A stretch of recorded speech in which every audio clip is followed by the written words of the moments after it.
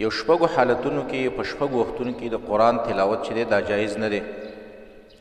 یو په هغه حالاتو کې چې کله انسان په جنابت کې سړی دی که زنانه ده، خو چې دې ته د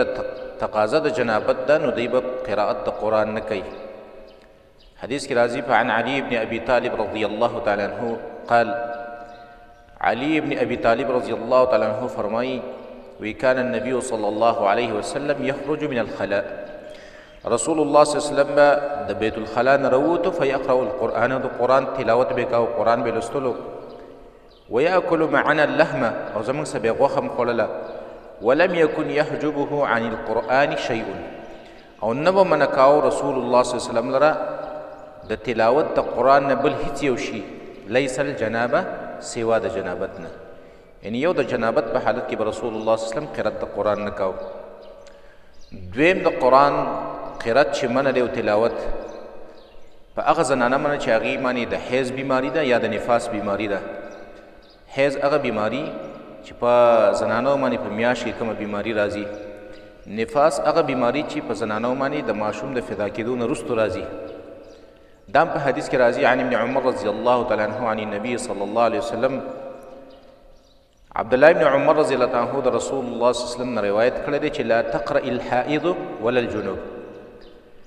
قرات به نه کوي حایزه زنانه او نه جنوب سړی شیئا من القرآن، هېڅ شی د قرآن نه. او بیا د حایزې زنانو دپاره بعضې صورتونه علماو مستثنا کړي دي. یو حایزه زنانه ده، حیض بیماري پې ده، نو عام ذکر هغې کولی شي، یا بعض علما وایي چې کله په یادو باندې څه حفظ څه حصه د قرآن د هغې نه هېر کېږي نو په یادو باندې کولی شي، یا په موبایل کې کوم تلاوت چې دا کوي، ځکه دا موبایل مصحف نه دی، داسې ذبذبات دي، نو د موبایل نه داسې تلاوت کولی شي. دریم چې قرآن قرأت منع دی دا په حالت د رکوع او د سجده کې.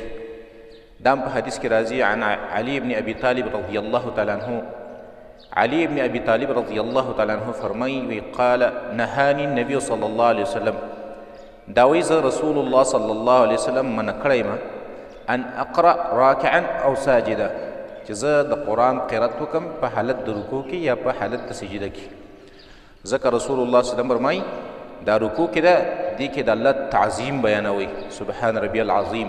سجده کې د الله نه دعاګانې غواړئ، سبحان ربی الاعلی به وایي. څلورم چې د قرآن تلاوت منع دی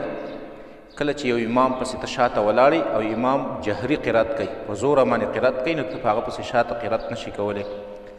دا په یو حدیث کې راځي ابي هريره رضی الله تعالی عنه فرمایي ان النبي صلی الله علیه وسلم انصرف من صلاة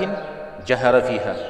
رسول الله صلی الله علیه وسلم په یو جهري مونځ کې سلام نه وروسته موږ ته راوګرځېده، جهري مونځ یې کوو یا د ماښام یا د ماخوستن، نو رسول الله صلی الله علیه وسلم وفرمایل هل قرأ معي احد منکم آنفا، زما سره اوس تاسو کې چا قرات یو ځای کاوه په دې منځ کې؟ نو فقال رجل نعم انا یا رسول الله، یو سړي ویل او یا رسول الله ما کاوه، تا پسې شاته رستو قرات. رسول الله صلی الله علیه وسلم وفرمایل وی مالی انازع القرآن، څه شي ماله چې زه په قرآن په قرأت کې په مانځه کې د ځان سره بل څوک شریکومه.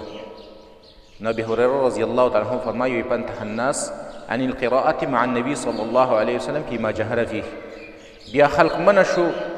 د دې خبرې نه چې خلق قرأت وکړي د رسول الله صلی الله علیه وسلم سره په جهري مانځه کې، یعنی په هغه مانځه کې چې په هغې کې امام په زوره قرأت کوي.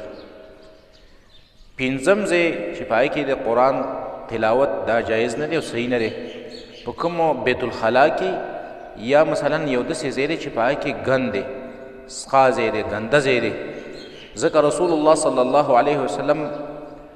منع کړې ده چې د سلام جواب هم په داسې یو سړی اودس ماتې ته ناست دی نو سلام جواب به هم نه ورکوي. نو د سلام نه خو غټ یو شی د لوی قدر والا شی چې دی دا قرآن دی، نو قرآن خو په طریقه اولا کې په دغه ځایونو کې د قرآن تلاوت دا صحیح بیا نه دی. شپږم ځای چې په هغې کې د قرآن تلاوت منع دی هغه کله چې انسان اودس کوي، په وخت د اوداسه کې دا علما قرأت د قرآن مکروه ګڼي، ځکه رسول الله صلی الله علیه وسلم چې کله اودس کاوه نو بسم الله به ویله ولا یتکلم، به د چا سره خبرې نه کولې، نو دا شپږ حالات داسې دي چې په دې کې د قرآن تلاوت دا جایز نه دی. دا مقذورات د کم ګنده ځایونه چې دي سخاوالي او ډیرانونه دې کې د قرآن تلاوت د وجې د قرآن د عظمت شان د وجې نه، د وجې د قرآن د اجلال د وجې نه، اجلالا لکتاب الله، د وجې د الله د کتاب له الله یو لوی مقام ورکړی دی، نو داسې ځایونو کې د قرآن تلاوت بیا صحیح نه دی.